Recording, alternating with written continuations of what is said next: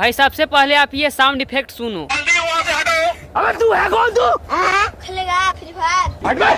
तो भाई अगर आप लोग भी अगर इस तरीके का बहुत सारा अगर साउंड इफेक्ट अगर आप डाउनलोड आप करना चाहते हैं तो इसका लिंक देखिए आपको इस वीडियो के डिस्क्रिप्शन में आपको मिल जाएगा। ठीक है, आप वीडियो के डिस्क्रिप्शन में से आप ऐसे ही देखिए, हमने बहुत सारे साउंड इफेक्ट का लिंक हमने दे दिया। ठीक है, डिस्क्रिप्शन में से आप इस तरीके का साउंड इफेक्ट आप भी डाउनलोड कर सकते हैं और आप अपने वीडियो में आप लगा सकते हैं। और अगर ये वीडियो अगर आप लोगों को अगर अच्छा लगा तो लाइक शेयर और कमेंट आप जरूर आप कीजिएगा।